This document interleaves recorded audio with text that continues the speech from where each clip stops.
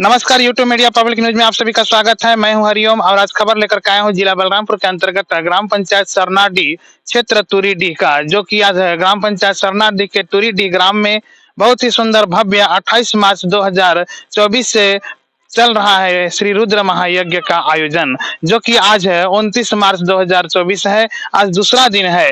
तो आज दूसरा दिन में यहाँ पर से यज्ञ मंडप में क्या क्या कार्य किया गया और क्या कार्य होना है, तो हमारे साथ में हमारे आचार्य जी महाराज जी लोग हैं, जिनके माध्यम से जो है यहाँ पर से यज्ञ कार्यक्रम संपन्न हो रहा है। तो आइए जानते हैं कब से परिक्रमा प्रारंभ हो जाएगी और कार्यक्रम में और क्या कुछ जानकारी दे के साथ में हम लोग बातचीत करते हैं और जानकारी प्राप्त करते हैं। वीडियो पे बने रहिएगा। महाराज जी, आपका क्या नाम पड़ेगा? जी नमस्कार, हमारा नाम सुरेंद्र प्रसाद तिवारी है। जी महाराज जी, अभी आज दूसरा दिन है। इस दूसरा दिन कार्यक्रम में क्या क्या आज कार्य किया गया? देखिए, कल हम लोग जो है तो जल यात्रा करके पंचांग पूजन करके मंडप प्रवेश किए। इसके बाद कल का पूजन विराम रहा, उसके बाद कथा शुरू हो गई थी। आज हम लोग ने सुबह सुबह जो है तो मंडप के अंदर गणेश, गौरी गणेश और पंचांग गौरी गणेश कलश, षोडश मातृका, सप्तघृत मातृका का पूजन करके नांदी श्राद्ध कर्म इत्यादि किए।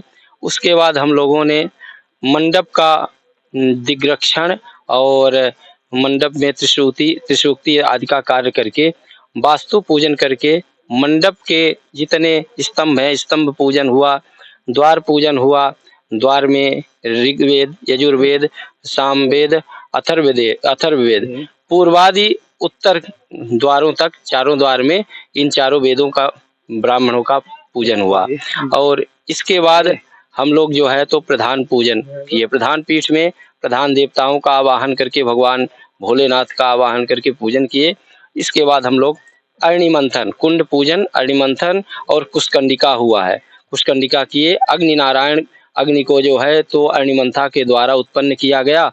और उसके बाद हम लोग अग्नि पूजन करके और जो पीठ है योगिनी महाकाली, महालक्ष्मी, महासरस्वती आदि 64 योगियों हैं, उनका पूजन करके क्षेत्रपाल मंडल का पूजन करके और सूर्यादि नवग्रह मंडल असंख्यात देवताओं का पूजन करके उसके बाद हम लोगों ने नवग्रहों को आहुति दी। और आज समय तो ज़्यादा हो गया था, इसलिए आज स्वाहाकार आहुतियाँ ज़्यादा नहीं हो पाई। केवल 16 मंत्र से ही भोलेनाथ की आहुति हम लोग रुद्र सूक्त से आज दिए हैं। कल से हम लोगों की आहुतियाँ जो हैं तो पूर्ण रूप से चालू हो जाएंगी स्वाहाकार। जी महाराज जी, ये बताइए, आज यज्ञ मंडप में जो कार्य हुआ, अग्नि मंथन वगैरह हो गई है, तो परिक्रमा का विधान कब से प्रारंभ हो जाएगा? परिक्रमा का विधान शुरू हो गया। आप जो परिक्रमा करना चाहते हैं वो अब परिक्रमा कर सकते हैं, क्योंकि हमारे मंडप के सभी देवता आ गए हैं। सब देवता आ चुके हैं और मंडप सभी लोग भक्तगण जो हैं तो करना शुरू कर सकते हैं जब अब परिक्रमा चालू कर दें। जी महाराज जी, जो परिक्रमा करने आएंगे, अगर पूजा वगैरह करने आएंगे, तो उन लोगों के लिए क्या नियम बताना चाहेंगे? उनके लिए नियम तो बहुत है। वैसे अपनी शुद्धता से स्नान ध्यान करके आए और अपनी यथाशक्ति प्रदक्षिणा करें। यदि हो सके तो कम से कम 4 बार करें, नहीं तो 11 बार करें। रुद्र भगवान का है तो कम से कम 11 बार परिक्रमा करें। और अधिक कर सकते हैं 27 बार करें, 54 बार करें, 108 बार करें, वो जितना जिसकी वो है, लेकिन कम से कम 11 बार तो परिक्रमा जरूर करें। और अपनी यथाशक्ति जो हो सके वो भगवान को अर्पण करें। दक्षिणा है, फल है, मीठा है, पुष्प है, जो कुछ भी अपने पास हो वो लाके यहाँ अर्पण करें।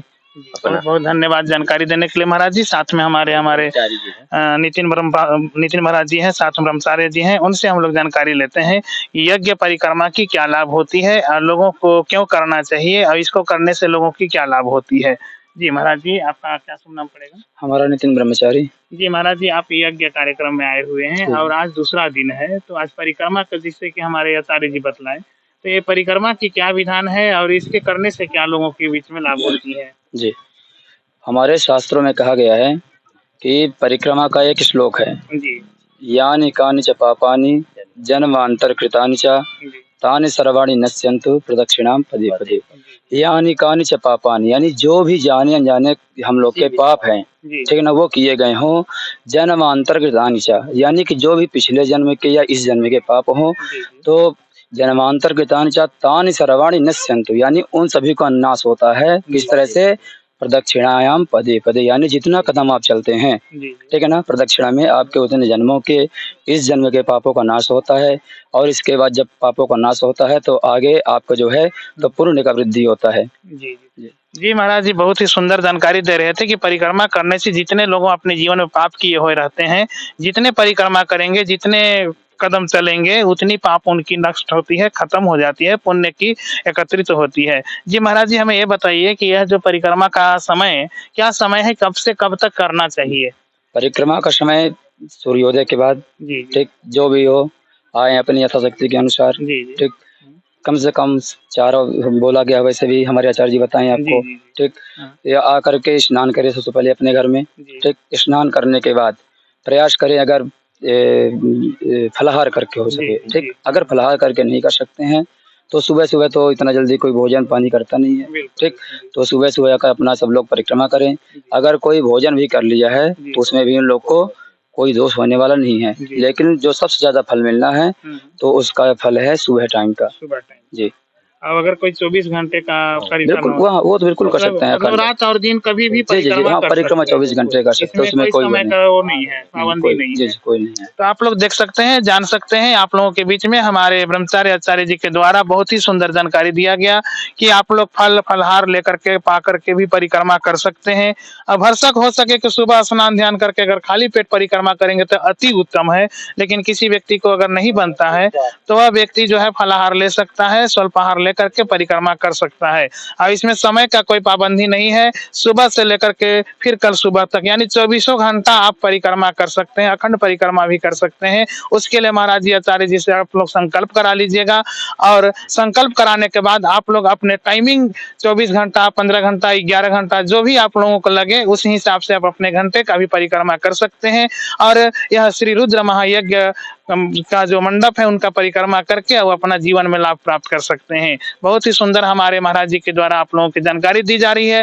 और मेरा कहना यह है कि आप लोग दूर दराज नहीं जा सकते हैं, आपकी यह बलरामपुर क्षेत्र सरनाडीह ग्राम में, आपके गांव के, आपके नजदीक है, क्षेत्र के नजदीक में इतनी विशाल यज्ञ हो रही है, तो आप लोग सातों काम छोड़ करके कम से कम 1 दिन 2 दिन के लिए जरूर आइए, यज्ञ की परिक्रमा कीजिए और यज्ञ में भी सम्मिलित होइए। और भगवान शिव की बहुत ही सुंदर संगीतमय हमारे परम पूज्य केशव देव जी महाराज के मुखारबिंद से इतनी बेहतरीन और इतनी अच्छी आप लोगों को कथा सुनने को सौभाग्य प्राप्त होगा, कथा का रसपान करने का सौभाग्य प्राप्त होगा। आप लोगों को बहुत कथा सुने होंगे, पर आज जो हमारे इस क्षेत्र में इस रुद्र महायज्ञ में जो कथावाचक आए हुए हैं, बहुत ही सुंदर रहस्यमय कथा आपको सुनाएंगे और बारीकी से समझाने का प्रयास करते हैं। इसलिए आप लोग समय निकालिए और भगवान शिव की कथा सुनने के लिए शाम 5 बजे जरूर आइए और सुबह पूजा पाठ करने के लिए, परिक्रमा करने के लिए जरूर आइए। हमारे साथ में एक और आचार्य जी हैं, जी ब्रह्मा जी आचार्य जी हैं, उनसे हम लोग यज्ञ के बारे में और विशेष जानकारी लेते हैं, तो आप लोग वीडियो पे बने रहिएगा। महाराज जी, क्या नाम पड़ेगा आपका? सत्येंद्र द्विवेदी जी, बहुत सुंदर महाराज जी, आप हमारे क्षेत्र में आए हैं, इतनी विशाल यज्ञ कार्यक्रम आप करवा रहे हैं, यज्ञ की महत्व बता दीजिए महाराज जी। जी, हमारे यहाँ वैसे भी यज्ञ का बहुत ज्यादा महत्व है। जी जी, जैसा कि भगवान श्री कृष्ण ने गीता में भी कहा, यज्ञ का महत्व बताते हुए बता रहे हैं कि मैं ही यज्ञ हूँ, और यज्ञ के रूप में जो आहुतियाँ दी जाती है वो उन्हीं को दी जाती हैं। और यज्ञ नारायण के स्वरूप में साक्षात भगवान नारायण विष्णु भगवान ही हैं। और यज्ञ करके हम जो है तो सबसे पहले सात्विक कार्य धर्म का उदय करते हैं। और जो भी हमारे यहाँ सनातन में 2 प्रवृत्तियां हैं, एक तो दैवी शक्ति और एक आसुरी शक्ति। तो यज्ञ जब हम करते हैं तो यज्ञ करके देवताओं को आहुति के द्वारा देवताओं को पुष्ट करते हैं, और जब देवता पुष्ट होते हैं, बलवान होते हैं, तो जो आसुरी शक्तियां हैं उनका नाश होता है। जब आसुरी शक्तियां कम होती है तो संसार में धर्म का उदय होता है और धार्मिक प्रवृत्तियां होती है, जिससे कि समाज में, देश में कल्याण संबंधी कार्य हैं वो लोग करते हैं। लोग जो हिंसक वृत्ति के हैं, तमोगुणी हैं, अज्ञान के कारण नाना प्रकार के क्लेशों से युक्त हैं, गृह क्लेश होते हैं, घर में लड़ाई झगड़े इत्यादि। तो जब ये आसुरी शक्तियां प्रबल होती हैं। तो ऐसे सब कार्य जो है तो सभी प्राणियों को एक साथ अपने जो है तो जाल में फांस लेती है और सभी प्राणी जो है विवश होकर के संसार के बुरे कार्यों की तरफ झुक जाते हैं। तो यज्ञ के द्वारा हम देवताओं को प्रसन्न करते हैं, जिससे कि आसुरी शक्तियों का नाश होता है। तो सभी प्राणी जो है तो धार्मिक प्रवृत्ति के होते हैं और धर्म की ओर आगे बढ़ते हैं। जी जी, कल क्या कार्यक्रम होना है महाराज जी? कल जो है तो यज्ञ में पुनः सभी यज्ञ मंडपस्थ जितने भी आवाहित देवी देवता हैं, सभी देवी देवताओं का षोडशोपचार पूजन होगा। पूजन होने के बाद जो है तो आहुतियां होगी और रुद्र सूक्त से जो है तो यथाशक्ति जो है तो आहुतियां होंगी। जी महाराज जी, अगर कोई बाहरी व्यक्ति अगर आए करके और आपके यज्ञ मंडप में यज्ञ करना चाहे, तो ऐसे में आप क्या कहना चाहेंगे? क्योंकि मुख्य जजमान जो कर रहे हैं, उसके अलावा अगर किसी की इच्छा हो कि हम भी यज्ञ करें, तो उनके लिए क्या प्रावधान होगा महाराज जी? वैसे भी यज्ञ व्यक्तिगत कल्याण के लिए नहीं होता है ना। और यज्ञ तो वैसे दो प्रकार से होता है, सकाम और निष्काम। तो जो निष्काम यज्ञ होता है लोक कल्याण के लिए होता है। तो जो कोई भी आत्म कल्याण चाहते हैं और कल्याण चाहते हैं, यज्ञ में आना चाहते हैं, वो लोग आए, धोती कुर्ता पहन के आए या धोती दुपट्टे के साथ आए, पैंट शर्ट में नहीं आए। पैंट शर्ट में उनका प्रवेश जो है निषिद्ध है। और आकर के शुद्ध आए, नहा धो करके शुद्ध कपड़े पहन करके आए और सम्मिलित हो सकते हैं। अच्छा, मतलब मेरा कहना यह है कि मुख्य जो जजमान है उनके अलावा भी अगर कोई चाहे तो यज्ञ हवन यहाँ पर कर सकते हैं। चलिए, बहुत बहुत धन्यवाद आप सभी आचार्य महाराज जी लोगों को।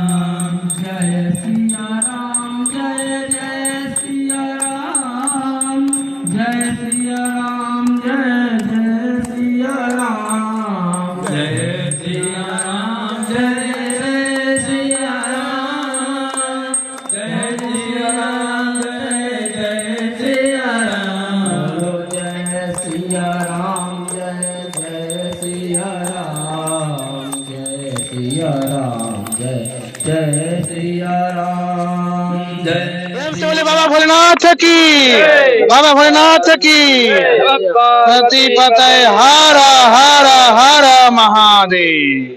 आप लोग देख रहे थे यूट्यूब मीडिया पब्लिक न्यूज, जिला बलरामपुर छत्तीसगढ़। अधिक से अधिक इस वीडियो को शेयर करें और ताकि हर एक जगह ये वीडियो पहुंच सके और हर व्यक्ति यहाँ के कार्यक्रम में आ सके और यहाँ के कार्यक्रम में आकर के तन मन धन के साथ सहयोग प्रदान करके श्री रुद्र महायज्ञ कार्यक्रम को सफल बनावे और अपने जीवन में पुण्य की भागीदारी बने।